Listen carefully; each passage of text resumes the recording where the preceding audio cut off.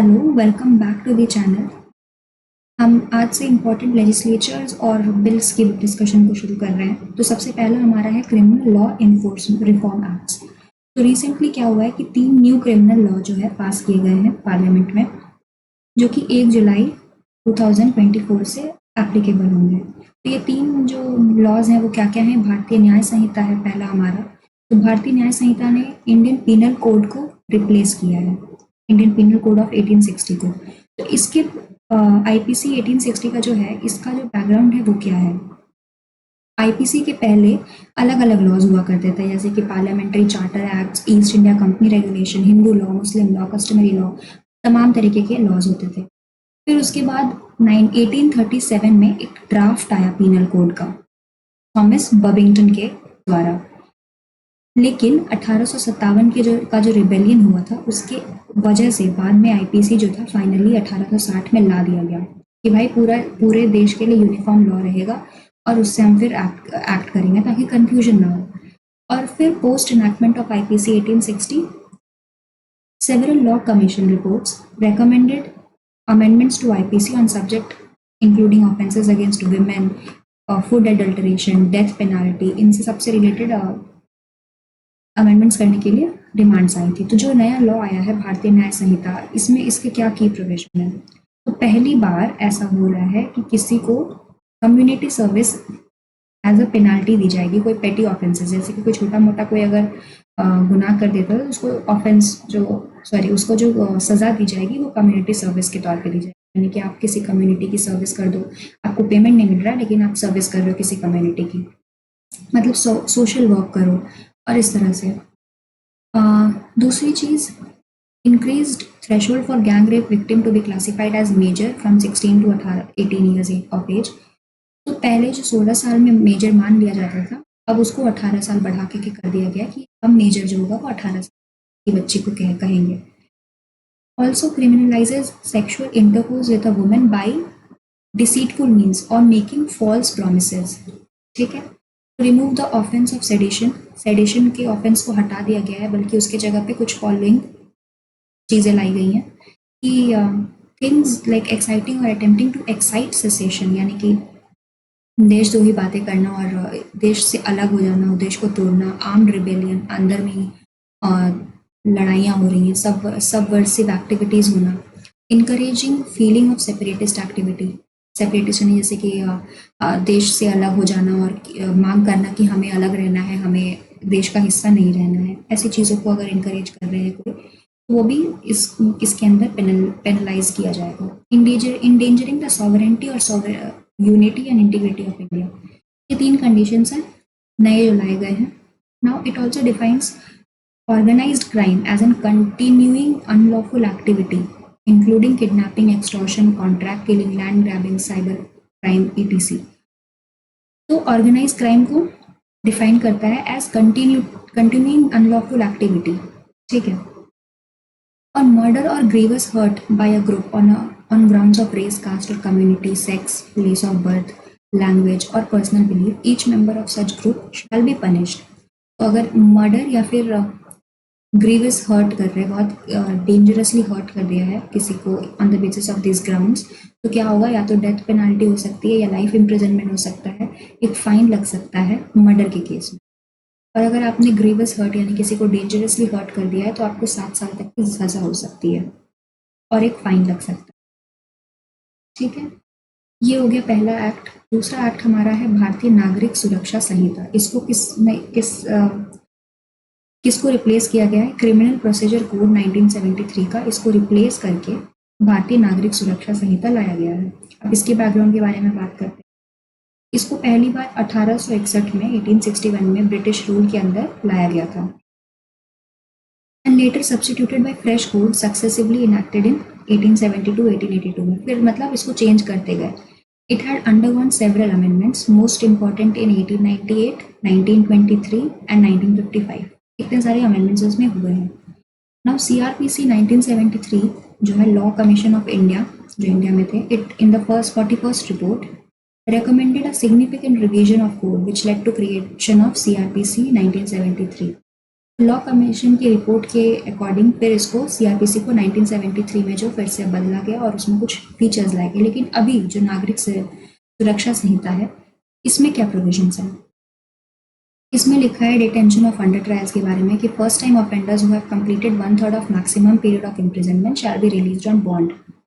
जिन्होंने जो first time offender है, जिन्होंने पहली बार ऐसी कोई गुनाह किया है, तो उनको एक तिहाई अगर उन्होंने अपनी सजा पूरी कर ली है तो उनको रिलीज किया जा सकता है ऑन बॉन्ड, ठीक है। If an accused has spent half of maximum period of imprisonment specified for an offence, he shall be released on court on bail. अगर कोई नॉर्मल ऐसे ऑफेंडर है तो उसको अगर उसने अगर आधी सजा काट ली है अपनी, तो उसको भी छोड़ देना पड़ेगा ऑन बेल, ठीक है। This does not apply to offences punishable by death, life imprisonment and person against whom proceeding are pending in more than one offence. तो यहाँ पे जो एक्सेप्शन है इन चीज़ों के लिए कि हाफ और 1/3 वाला केसेस था, उसके लिए जो एक्सेप्शन है वो ये है कि अगर आपका जो ऑफेंस है वो नॉन बेलेबल ऑफेंस है, यानी कि अगर जैसे कि पनिशेबल बाय डेथ है, उसको उसमें डेथ पेनल्टी हो सकती है, उसमें लाइफ इम्प्रिजनमेंट भी हो सकती है, या फिर जिस पर्सन के खिलाफ प्रोसीडिंग चल रही है उसका एक से ज़्यादा केसेस है तो भी, तो उसमें नहीं मिलेगा ये relaxation. Medical examination, any police officer can request medical examination of the accused in certain cases including rape cases, ठीक है। Forensic investigation mandatory for offences punishable with at least 7 years of imprisonment. Specimen, it empowers a magistrate to order any person to provide a specimen signature, handwriting, finger impression and voice samples. तो magistrate के पास में ये power होती है ये सारी चीज़ें को कलेक्ट करने की। Timelines for procedure, for instance submission of medical report to investigating officer, giving judgement, inform victim of progress of investigating and framing of charges. तीसरा हमारा आ जाता है भारतीय साक्ष्य अधिनियम, जिसको पहले हम इंडियन एविडेंस एक्ट ऑफ 1872 वो कहते थे। इंडियन एविडेंस एक्ट को बदलकर साक्ष्य अधिनियम बना दिया गया। इसका बैकग्राउंड देखते हैं। Evidence act was enacted in 1872 to consolidate laws related to evidence. Evidence related जितने भी लॉज हैं सबको एक में रखने के लिए ये लॉ बनाया गया, on which court could concluded and pronounce the judgement. इसके जो साक्ष्य भारतीय साक्ष्य अधिनियम की क्या प्रोविजंस है? एडमिसिबिलिटी ऑफ इलेक्ट्रॉनिक और डिजिटल रिकॉर्ड एज एविडेंस, तो यानी कि जो इलेक्ट्रॉनिक या डिजिटल रिकॉर्ड होंगे उसको भी एविडेंस यानी गवाह के लिए रख सकते हैं सबूत के तौर पे। विल हैव सब allowed oral evidence to be given electronically, अगर ओरल एविडेंस को भी इलेक्ट्रॉनिकली अगर रिकॉर्ड करके कोई भेज रहा है कर रहा है तो वो भी अलाउड होगा। It include statement made before court by witnesses in relation to fact under inquiry. Joint trials of multiple person where an accused has absconded or has not responded to an arrest warrant will be treated as joint trial, ठीक है। A joint trial refers to trial of more than one person for the same offense. एक ही type के offences के लिए अगर कोई बहुत सारे लोग हैं जिन्होंने रिस्पॉन्ड नहीं किया है टू अरेस्ट वारंट, तो उन सबके लिए एक जॉइंट ट्रायल भी कंडक्ट किया जाएगा। इसके बाद digital personal data protection act आता है। President of India recently granted assent to digital personal data protection bill 2023 का जो था बिल, तो एसेंट दे दिया गया, अब वो एक्ट बन गया। तो ये क्या है? DPDP एक्ट जो है वो क्या है? It aims to regulate the processing of digital personal data while ensuring individuals' right to protect their data. It protects digital personal data by providing obligations of data fiduciary. तो obligations of data fiduciary का क्या मतलब है? Person, company and government entity who process data for data processing, that is collection, storage or any other operation on personal data. The person in duty of data personals, that is the person to whom the data relates. And the financial penalty for breach of right, duties and obligation. तो ये it protects digital personal data by providing, तो ये सारी तीन चीज़ें उनको वो provide कर। पहला obligation of data fiduciary, right of data, rights and duties of data principal and financial penalty for breach. Okay, की provisions of the act, applicability processing of digital personal data within India in digital form और in non digital digitized subsequently, यानी कि जो भी personal data digital personal data है वो आप India में ही प्रोसेस कर सकते हैं विद इन इंडिया, इंडिया से बाहर। Processing of personal data outside India, if it is for offering goods and services in India, अगर इंडिया वो इस तरह से कोई हेल्प कर रहा है कि गुड्स एंड सर्विसेज आप ऑफर कर रहे हैं, बदले में आप कुछ दे रहे हो, तब हम आपको प्रोसेस करने देंगे। ऐसा नहीं कि आप लेकर के जा रहे हो अपने फायदे के लिए। It does not apply to personal data processed for any personal purpose. ठीक है। Personal data that is made और caused to be made publicly available by data principal to whom such person relates or any other person who is under legal obligation to make such personal data publicly available. Now consent की बात करें, personal data may be processed only for a lawful purpose. ठीक है। After obtaining the consent of data principal, who shall have right to withdraw consent at any time. Consent will not be required for legitimate uses, including the provision of benefit or services by the government, medical emergency. For a child or a person with disability, consent will be provided by parent or legal guardian. ठीक है। Legal guardian या parent जो होंगे वो consent देंगे। और अगर legitimate use है तो उसके लिए कंसेंट की जरूरत भी नहीं होगी। Data protection board of India, एक data protection board of India बनेगा by central government, monitoring compliance and imposing penalties, directing data fiduciary to take necessary measures in event of data breach, and hearing grievances made by affected person. Board member will be appointed for 2 years and will be eligible for reappointment. तो 2 साल के लिए appoint किए जाएंगे board members. Appeal against it's decision will lie with telecom dispute settlement and appellate tribunal, that is TDSAT। इसका जो appeal करना है अपीलेट ट्राइब्यूनल में जाकर के करना होगा।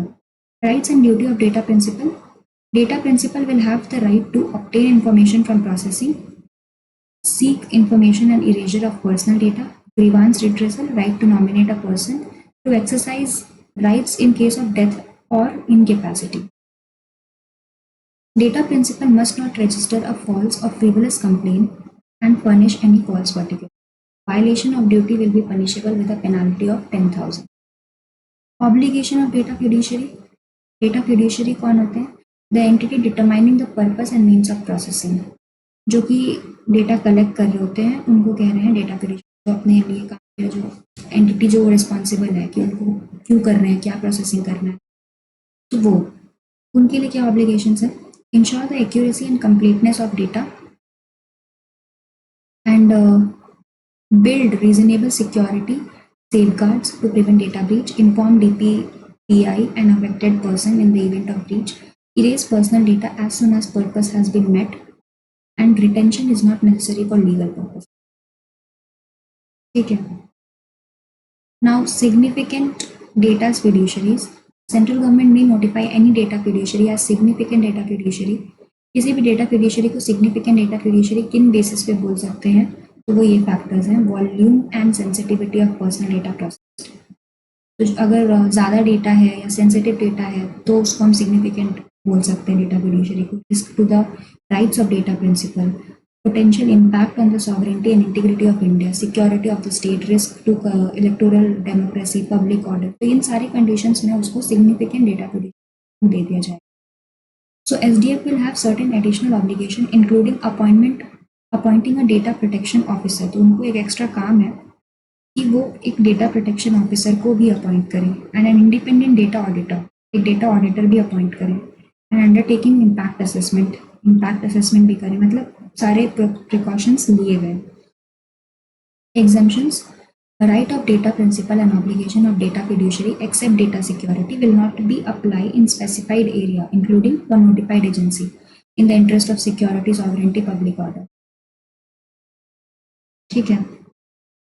For research, archiving or statistical purpose, for startups or other notified category of data fiduciary, to enforce legal rights and claim, prevention and investigation of offences, to perform judicial or regulatory function, to process in India personal data of non-resident under foreign contract. Central government may exempt certain activity in interest and security of public order. तो ये सारे exemptions हैं इस act के लिए। ठीक है। Now processing of personal data of children. By processing the personal data of a child, data fiduciary must not undertake processing that is likely to cause any detrimental effect on well-being of child. तो ये ध्यान में रखना है. Tracking behavioural monitoring and targeted advertising, ये भी ध्यान में रखना है. Cross border transfer, allow transfer of personal data outside India except to countries restricted by the government. Penalties, act specifies penalties for various offences such as up to 200 crore for non-fulfillment of obligation for children and 250 crore for failure to take security measures. तो 200 करोड़ लिया जाएगा अगर obligations जो children के लिए दिए गए वो नहीं पूरा हो रहा है, और 250 करोड़ अगर सिक्योरिटी मेजर्स नहीं लिए गए तो. Now public examination prevention of unfair means rule, इसको देखते हैं. Union ministry of Personnel, Public Grievance and Pension have notified the rule under public examination, which came in force from June 2024. Provides for venue in charge to take appropriate action, including filing of FIR if prima facie case of unfair means or offences in conduct of public exam is reported. ठीक है.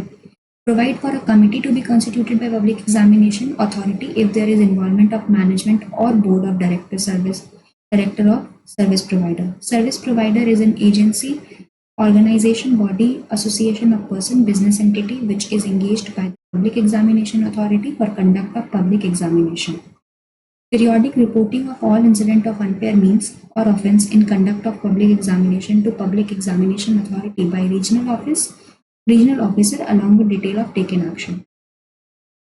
Now public examination act 2024 का जो act है उसमें unfair means include unauthorised access और leakage of question paper और answer की, assisting candidate during public examination, tampering with computer network और resources, conducting fake examination. Punishment क्या होगा? For persons resorting to unfair mean, imprisonment for a term not less than 3 years but which may extend to 5 years and with fine of 10 lakh rupees.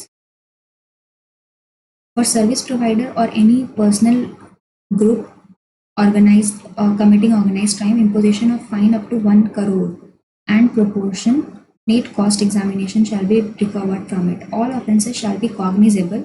Police can arrest without warrant. So cognizable means police can arrest without warrant, and non-bailable and non-compoundable. Public examination means okay, ये non-bailable भी है और non-compoundable भी है. Non-compoundable. Non-compoundable is compromise between the victim and accused is not allowed. Compromisation नहीं allowed है. Public examination का क्या मतलब होता है? Any examination conducted by public examination authority as specified in the schedule or conducted by such authority as may be notified by central government. ठीक है. हम टेलीकम्युनिकेशन एक्ट को हम नेक्स्ट सेशन में देखेंगे और आज के लिए इतना ही. बाय.